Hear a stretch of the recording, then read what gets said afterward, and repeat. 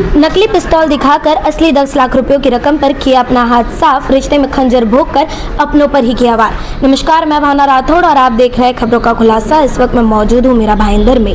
मीरा भाईंदर के जोन 1 की टीम द्वारा एक ऐसे गिरोह को गिरफ्तार किया गया है जिनके द्वारा अपने ही रिश्तेदारों पर वार कर नकली पिस्तौल दिखाकर लूटपाट की वारदात को अंजाम दिया गया है। आखिरकार क्या है यह पूरा विषय, आइए जानते हैं सिलसिलेवार तरीके से और पुलिस प्रशासन ने हमें क्या कुछ जानकारी दी उस पर एक नजर डालते हैं। यह पूरा मामला कुछ इस प्रकार है।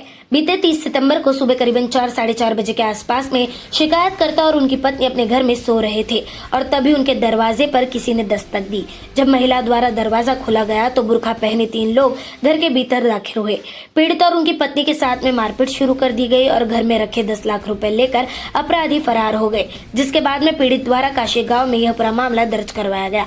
पुलिस प्रशासन द्वारा इस पूरे विषय पर जल्द से जल्द कार्रवाई शुरू कर दी गई। मामले की जांच पड़ताल के दौरान पुलिस ने 20 से भी अधिक सीसीटीवी खंगाले, जिसमें पुलिस को अपराधी चोरी के बाद में रिक्शा में जाते पाए गए अपराधियों के आने जाने वाले रस्तों के एक फुटेज को भली भांति खंगाला गया, जिसके चलते अपराधी वैगन कार में आगे से फरार पाए गए, जिसके चलते प्रशासन द्वारा तकनीकी मदद ली गई और अपराधियों पर दबिश पाने में सफलता हासिल की गई। पकड़े गए अपराधियों के नाम क्रमशः जुबैर शेख और कमरान शेख बताए जा रहे हैं।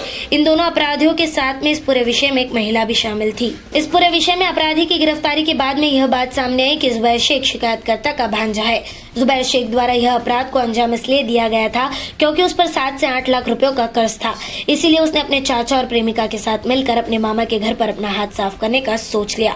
जुबैर शेख यह भली भांति जानता था कि मामा कब कहां कैसे कैश अर्थात रकम रखता है, इसलिए उसने कर्ज खत्म करने का यह सरल रास्ता लगा। इसलिए उसने प्लानिंग प्लॉटिंग कर इस पूरे विषय को अंजाम दिया।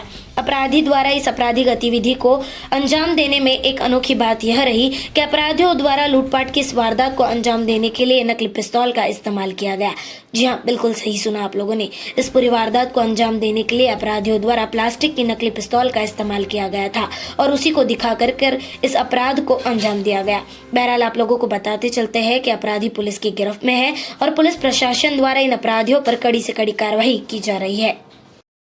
काशी गाँव पुलिस स्टेशन में 30/9/2024 को एक रॉबरी की वारदात हुई है।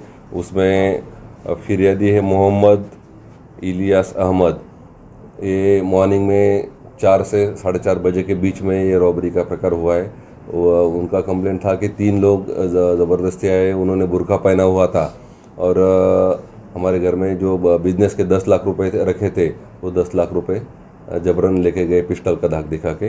तो इसके ऊपर हमारी काशीगांव पुलिस स्टेशन की टीम ने पूरी उसका इन्वेस्टिगेशन किया, सीसीटीवी फुटेज का विश्लेषण किया और उसमें से हमको सीसीटीवी फुटेज में एक ऑटो और एक कार दिखाई दी। वो कार का नंबर निकल के उसका ओनर ढूंढ के फिर हमने 3 लोग जो है उनके नाम निष्पन्न किए। उसमें से है जुबैर शेख, कामरान शेख और इकर जहां सिद्दी।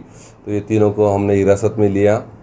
उनका पुलिस कस्टडी लेके पूरा 10 लाख का जो रॉबरी था वो पूरा रकम था रिकवर किया गया है। इनके आपसे रिश्ते क्या है और इन अपराधियों को यहीं से गिरफ्तार किया है क्या या इंटरस्टेट थे?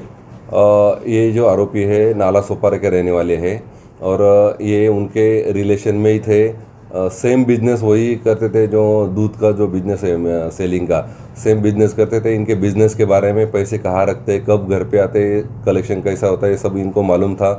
कब घर के बाहर जाते वो टाइम देख के उन्होंने रॉबरी किया है। इनके ऊपर और भी पहले मामले दर्ज है क्या? इनके ऊपर पहले कोई मामले दर्ज नहीं है।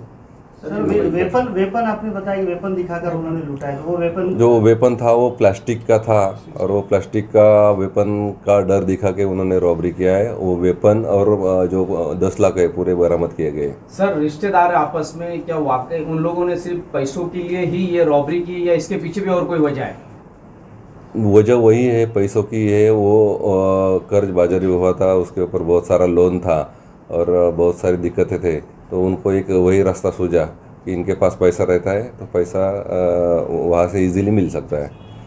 सर कितने दिन की पेशी मिली है? 4 तारीख तक। खबरों का खुलासा से भावना राठौड़ की एक रिपोर्ट। ऐसी और खबरें देखने के लिए बने रहे हमारे साथ और सब्सक्राइब करें खबरों का खुलासा, सच की परख हमसे। सच परखेंगे तो बदलाव पाएंगे, साथ आएंगे तो हर खबर का खुलासा होगा। वीडियो पसंद आने पर लाइक, शेयर, कमेंट, सब्सक्राइब जरूर करें।